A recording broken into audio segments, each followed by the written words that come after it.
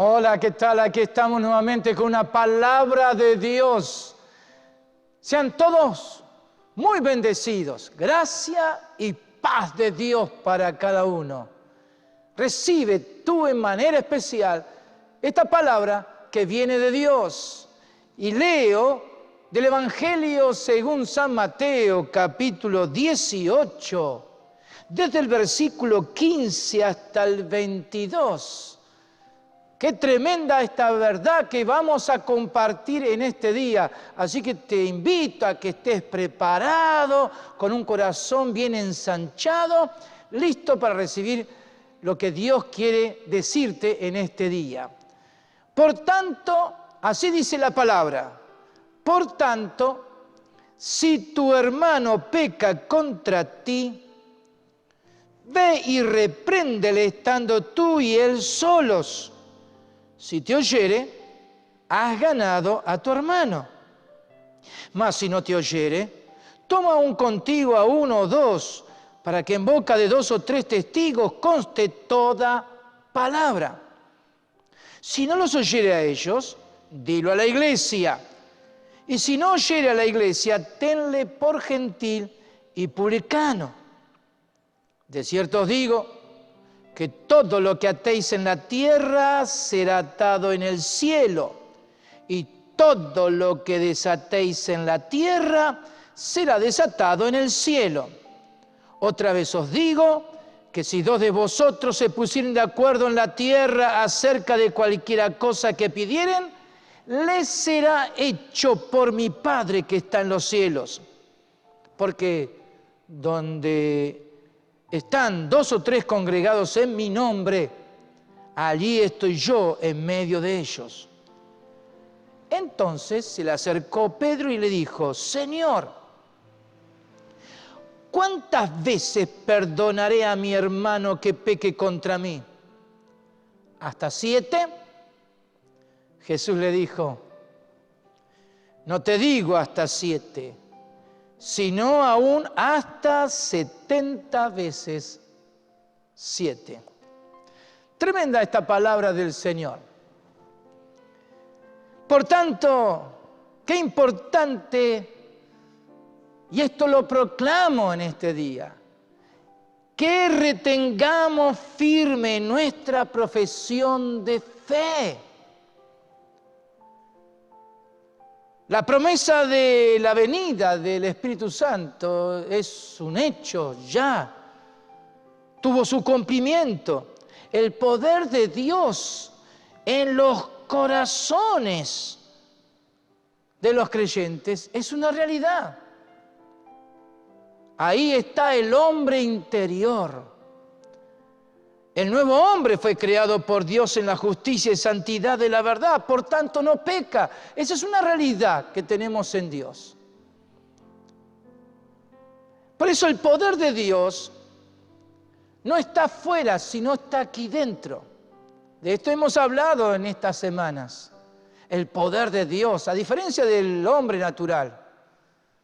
Porque el hombre natural depende de las circunstancias, depende de los demás, depende de cuántas cosas que lo rodean. Pero hablar del poder de Dios en nosotros como creyentes es hablar de cómo opera aquí en nuestro interior. Por eso el milagro de la nueva naturaleza es tremendo. ¿Por qué? Porque nada hay que se asemeje a esta vida que tenemos en Jesús. De ninguna manera el nuevo hombre tiene relación con el viejo hombre. No hay mezclas, no hay relación, no se complementan para nada. Una cosa es el viejo hombre, otra cosa es el nuevo hombre. Eso lo tenemos que tener siempre en claro. Ahora, la palabra habla que de nuestro interior fluyen los ríos de agua viva. Eso es tremendo, porque eso Jesús lo dijo, hablando del Espíritu Santo que Él enviaría una vez que fuera al cielo. Y así lo hizo. O sea que hay una fuente de vida en nuestro interior. Por eso, entrar en este pasaje de Mateo 18, hay que tener en cuenta el contexto. Porque en este capítulo Jesús con gran dolor habla de aquellos pequeños que son afectados, dañados. Y hay de aquel por quien viene el tropiezo, dice Jesús. Y en el pasaje que hemos visto la semana pasada, vimos que el Señor tuvo que declarar para que los discípulos lo entendieran, que el Hijo del Hombre vino para salvar lo que se había perdido. Ese es el corazón de Jesús. Y por eso él afirmó, Jesús dijo, no es voluntad de vuestro Padre que está en los cielos, que se pierda uno de estos pequeños. Para Jesús es muy importante la vida, tu vida. La vida de todos nosotros es muy importante. Y cuando Jesús afirmó que no es voluntad de nuestro Padre, de vuestro Padre, dijo Jesús, que está en los cielos, que se pierda uno de estos pequeños, agregó, por tanto, si tu hermano peca contra ti. Este versículo 15 tiene que ver con todo lo que Jesús venía enseñando. Así que aquí tenemos una situación. Esto es algo que Jesús está diciendo. Si algo así acontece, que un hermano peca contra el otro hermano, hay alguien que ofende al otro. Ahora, Jesús dice qué hay que hacer en tales cosas. Y eso es una enseñanza muy importante para ti, para mí, para todos. ¿Por qué? Por causa de esta vida que tenemos, por causa del hombre interior, por causa de esta naturaleza nueva en Cristo Jesús, por esta relación que tenemos con el Padre Celestial. Porque así como Él es, así somos nosotros. Entonces, ¿qué hacer cuando hay una situación donde un hermano peca contra el otro? Eso es lo que está Jesús diciendo. Porque para el Señor no quiere que nadie se pierda. Ahora, ahí hay una situación que puede ser peligrosa para la comunión y relación unos con otros. Por eso, ¿qué está diciendo Jesús aquí? Eso es lo que tenemos que prestar mucha atención. Si tu hermano peca contra ti, ve y repréndele estando tú y él solo. Así que acá Jesús está diciendo, ¿cómo hacer? ¿Qué hacer cuando alguien ve que su hermano está pecando? O sea, alguien está en falta. No es asunto de condenar, no es asunto de dejar a un lado. Jesús dice cómo opera esta vida interior. Así que vamos a ver en qué sentido está aquí la palabra hablando, porque en este contexto Jesús está hablando del perdón. O sea, aquel que quiere ayudar al otro que está pecando, tiene que estar presente el perdón. ¿Por qué? Porque todos nosotros hemos sido perdonados. Eso todo lo tenemos que tener en cuenta, porque Jesús murió por nuestros pecados. Él llevó nuestras cargas. Toda nuestra maldad fue sobre Él, para que seamos libres justamente del mal, para que no tengamos nada que ver con el mal. Por eso nuestro viejo hombre ya fue crucificado y el cuerpo de pecado fue destruido en el cuerpo de Cristo, para que no sirvamos más nosotros al pecado. Así que no le debemos nada al mal. No tenemos nada que ver con el viejo hombre, no tenemos nada que ver con el sistema de este mundo. Ahora bien, vuelvo entonces a ver este pasaje. ¿Por qué? Porque del perdón estamos hablando, y el perdón es un acto de justicia de Dios. Dios hizo justicia en Cristo y por eso nos perdonó. Así que el perdón tiene que ver con la justicia de Dios. Ahora bien, si este hermano peca contra el otro, esto es un acto de injusticia. Está ignorando la obra de Cristo. Se está olvidando lo que dice la palabra, que el viejo hombre ya fue crucificado. Entonces, quien peque contra el hermano es una obra de la carne. Tiene que ver con el viejo hombre, tiene que ver con la naturaleza antigua. Entonces, pecar contra el hermano, ¿eso es lo que Jesús está enseñando? Es una injusticia. Está ignorando la obra de Cristo, como dije, y está quebrantando una ley. La ley de vida que es resultado de la resurrección de Jesús. Ahí fue implantada una ley de vida y esa ley es la que opera en nosotros y por eso tenemos vida y vida eterna. Pero el que peca contra el hermano se está olvidando que eso es injusto. Se está olvidando que está atentando contra la ley de Dios. No es simplemente el pecado contra el hermano, sino es una relación con Dios. Tiene que ver con Dios. Por eso el que peca es un daño al cuerpo de Cristo. ¿Por qué? Porque todos somos miembros los unos de los otros. Entonces, quien peque contra su hermano está pecando contra sí mismo. Está dañando el cuerpo de Cristo.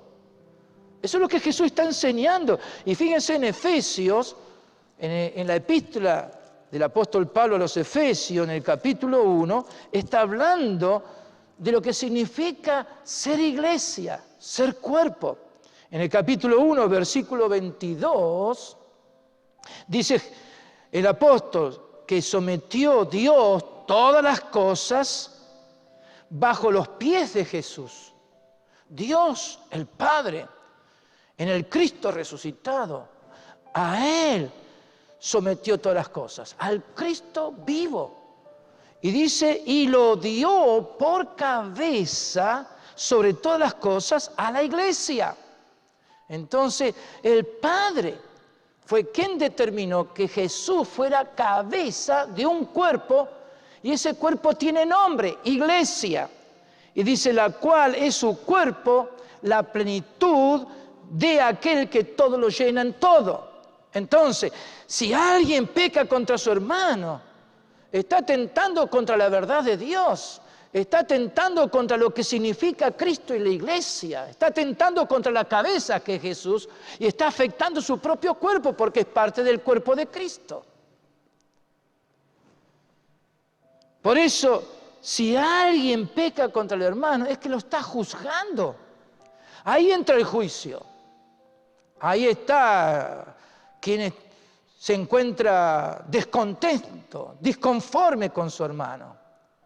Es el juicio que lleva a pecar. ¿Por qué? Porque está considerando que hay algo en su hermano que no está bien para él. Entonces lo juzga. Y porque lo juzga, peca contra él. Eso significa que está tomando una actitud dura. Es como un fiscal que está buscando el error y todo argumento para determinar que sí es culpable y es digno de condenación. Ese es el que peca contra el hermano. Está tomando una posición de juez. Y los juicios contra el hermano atentan con la comunión que debe existir entre hermanos. Es interesante el apóstol Juan cuando habla de esta salvación tan grande, de lo que significa nacer de nuevo, de lo que significa ser hijo de Dios. Juan dice, este es el mensaje que hemos oído de Él y os anunciamos, Dios es luz y no hay ninguna tinieblas en Él. Si decimos, dice el apóstol Juan en su primera carta, si decimos que tenemos comunión con Él y andamos en tinieblas, mentimos y no practicamos la verdad. Pero si andamos en luz como Él está en luz, tenemos comunión. Si andamos en luz como Él está en luz, tenemos comunión unos con otros. Y la sangre de Jesucristo, su Hijo, nos limpia de todo pecado. Por eso Jesús tuvo que enseñarle a los discípulos que Él vino para buscar lo que se había perdido. Para eso la nueva vida, el nuevo nacimiento. ¿Por qué? Porque en el cuerpo ahora hay vida. Y esa vida significa que hay comunión unos con otros. Pero si este hermano peca contra el hermano, significa que está quebrantando la comunión. Eso significa que la sangre de Cristo no puede limpiar de todo pecado. O sea, se atenta contra la vida del cuerpo. Es interesante, ahí en 1 Juan, cuando habla de comunión, la comunión que practicamos, dice el apóstol, esa palabra es koinonía, que significa participación interacción o beneficio mutuo. Compañerismo, ayuda, contribución y ofrenda. Eso significa practicar la comunión. Es saber que uno se está entregando al otro, que le está haciendo bien, porque de él también viene el bien de Dios para uno. Es ahí donde hay compañerismo, hay ayuda, uno se ayuda al otro. Hay una contribución mutua. Por eso tiene que ver con la ofrenda, ofrendarse al otro. Y por eso Juan dice, pero si alguien dice que menosprecia o desestima o rechaza a su hermano y piensa que está bien con Dios, miente, no es posible. Si alguien tiene comunión con Dios, tiene comunión con el hermano. Entonces Jesús, en este pasaje, cuando Él vino hablando del Evangelio del Reino, lo que significa el reino en nosotros, dice, si tu hermano peca contra ti, ve y repréndele estando solos. No es asunto de hacerlo público y hacer que todo el mundo se entere. No. Ve y repréndelo. ¿Qué significa esa palabra reprenderlo? Es llamarlo, es amonestarlo y decir, hermano, lo que estás haciendo no es correcto. Te estás afectando. Es una acción de amor al otro. Por eso Jesús dice, si te oye, has ganado a tu hermano, has ganado, ahí gana Dios.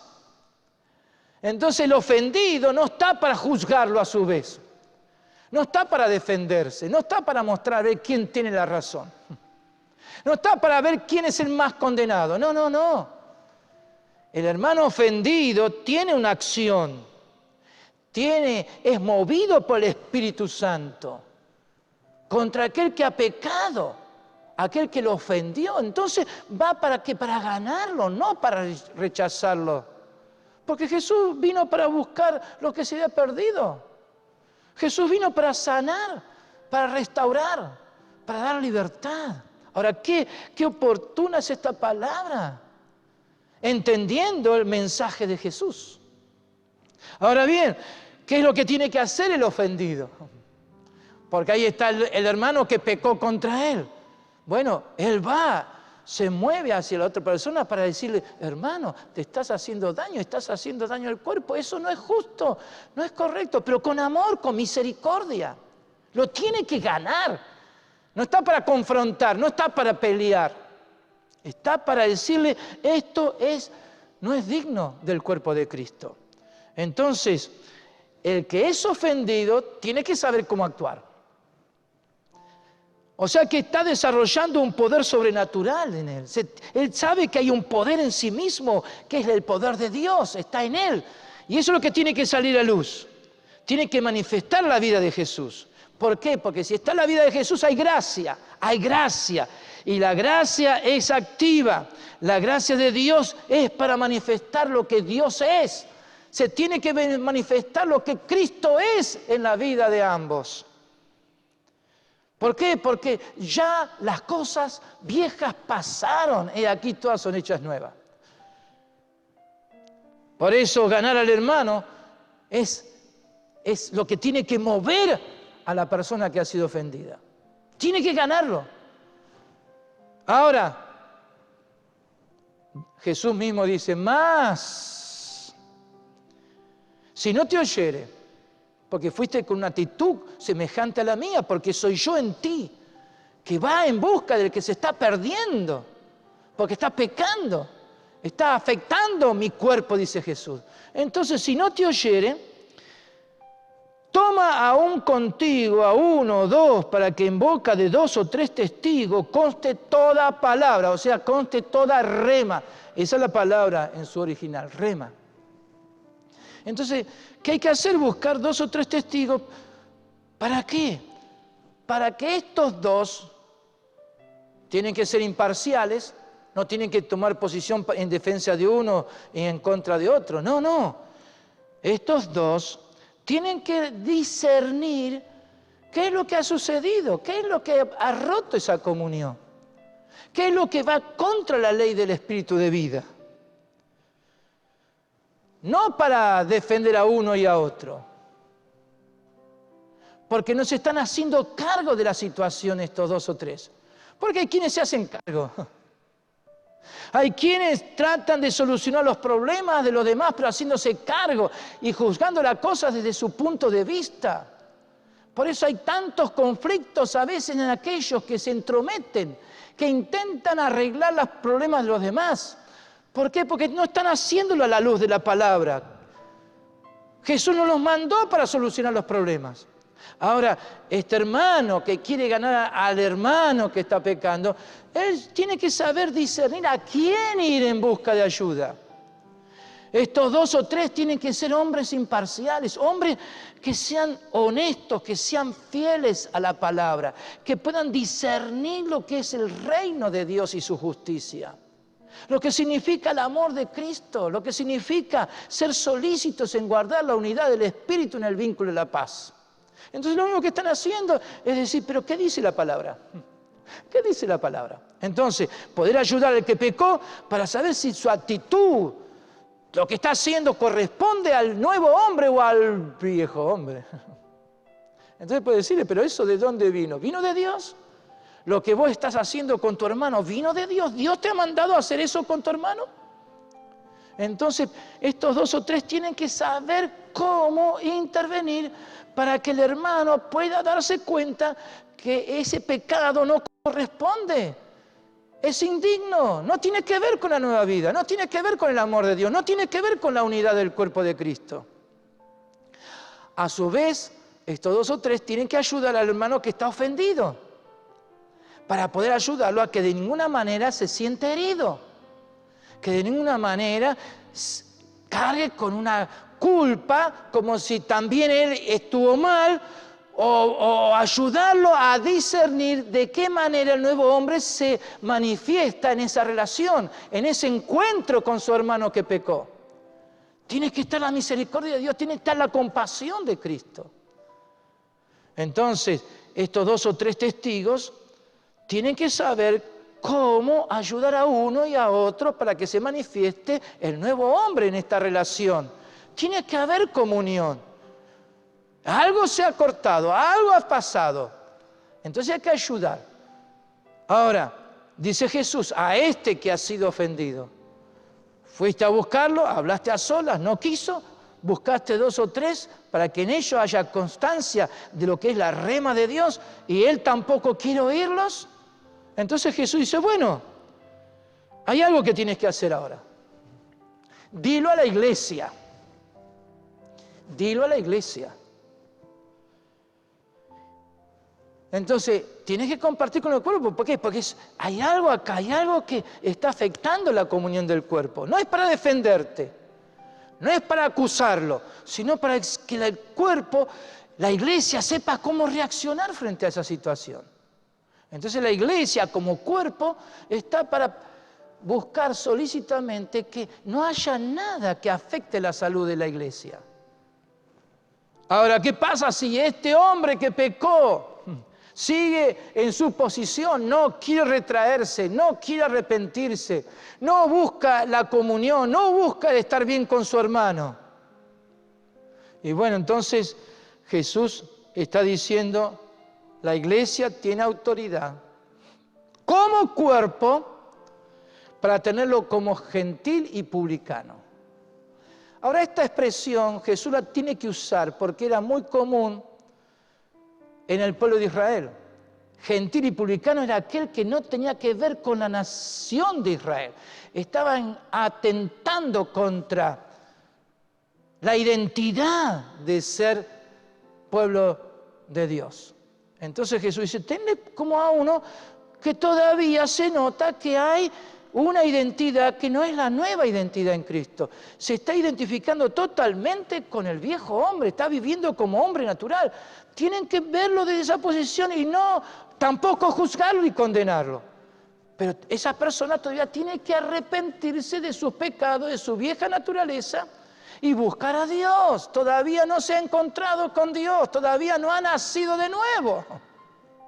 Entonces la iglesia está libre de esa contaminación. ¿Por qué? Porque está marcando el lugar de lo que significa el cuerpo de Cristo, porque han hecho todo lo posible para que esta persona se identifique con Jesús. Por eso Pablo, escribiendo a los Romanos, dice una palabra muy fuerte, pero digna de tener en cuenta aquí, en Romanos, cuando habla de aquellas personas que atentan contra la vida de la iglesia. Entonces en el versículo 17 del capítulo 16 de Romanos, capítulo 16, versículo 17 dice: mas os ruego, hermanos, que os fijéis en los que causan divisiones y tropiezos en contra de la doctrina que vosotros habéis aprendido, y que os apartéis de ellos. Que os apartéis. No hay comunión, no hay relación con alguien que mantiene una actitud tan dura. Entonces la palabra habla muy claro de cómo tiene la iglesia que comportarse. Por eso, en los versículos que siguen, dice: de cierto os digo, en versículo 18 de Mateo, de cierto os digo que los que atéis en la tierra será atado en el cielo, y todo lo que desatéis en la tierra será desatado en el cielo.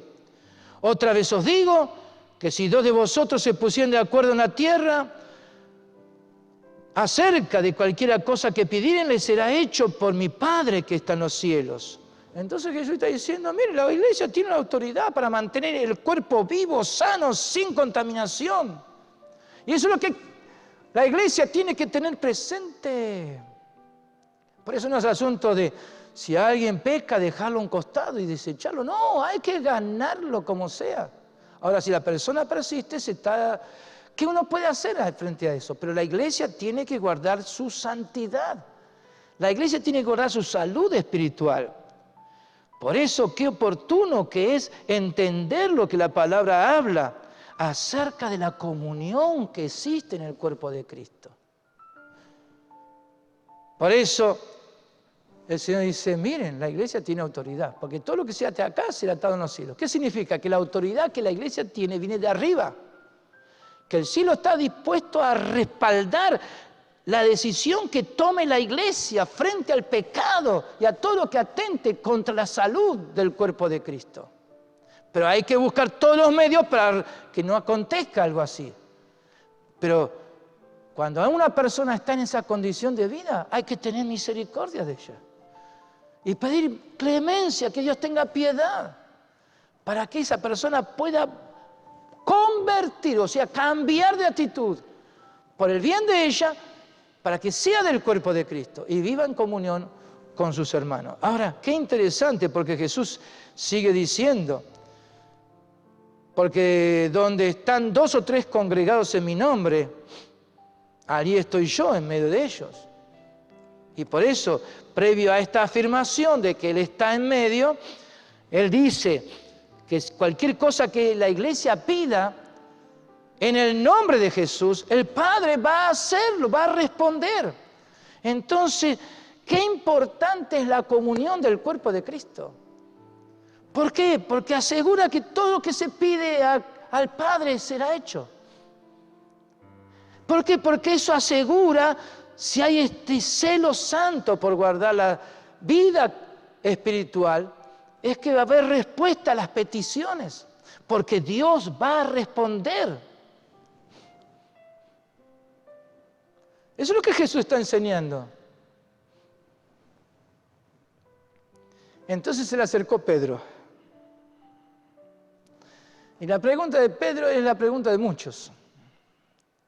Porque Pedro viene y le dice, como diciendo: si me toca a mí, yo tengo una muy buena actitud, tengo una buena disposición para bendecir a los. ¿Hasta cuántas veces perdonaré a mi hermano que peque contra mí? Pedro siempre está ahí, ¿no? Preparado para preguntar porque quiere aprender. Y parece que es una buena actitud de Pedro, diciendo: ¡hey! ¿Cuántas veces perdonaré a mi hermano? Como diciendo: yo estoy dispuesto a perdonar, pero todo tiene un límite. ¿Hasta 7? Ahora, la respuesta de Jesús nos permite entender algo. ¿Por qué? Porque hay cierto perdón que proviene del alma. Le da lástima la actitud del otro. Y quiere ayudar y perdonar, pero a veces ese perdón tiene que ver con la voluntad del hombre. Porque si es perdón de Dios, la cosa cambia. Por eso Jesús le dice, no te digo hasta 7, sino aún hasta 70 veces 7. ¿Cuánto es 70 veces 7? 490 veces en el día. Ahora, ¿por qué Jesús hace esa afirmación? Porque Jesús está diciendo que la medida no es de acuerdo a cómo el hombre pueda registrar cuántas veces está operando y haciéndole bien al hermano. Cuando hay una actitud de perdón, significa que la justicia de Dios se manifiesta. Significa que no hay medida, que es imposible guardar registro de las veces que uno está dispuesto a perdonar. He oído a muchos que dicen, bueno, ya lo perdoné muchas veces, ya estoy cansado. Y si estás cansado significa que no ha sido perdón. No ha habido el perdón de Dios, porque el perdón de Dios significa que Dios toma el pecado y lo echa al fondo de la mar, dice, y nunca más se acuerda de él. Entonces el que ejerce perdón está teniendo una autoridad espiritual. Y todo lo que ata o desata será atado o desatado en el cielo. O sea que tiene una autoridad de Dios para decir, yo con esto ya estoy libre. El que perdona significa que está haciendo lo justo, que es conforme a la justicia de Dios, que es conforme al perdón que él recibió. Entonces eso libera. Y la persona es libre. El ofendido no guarda rencor, el ofendido no guarda heridas en su corazón.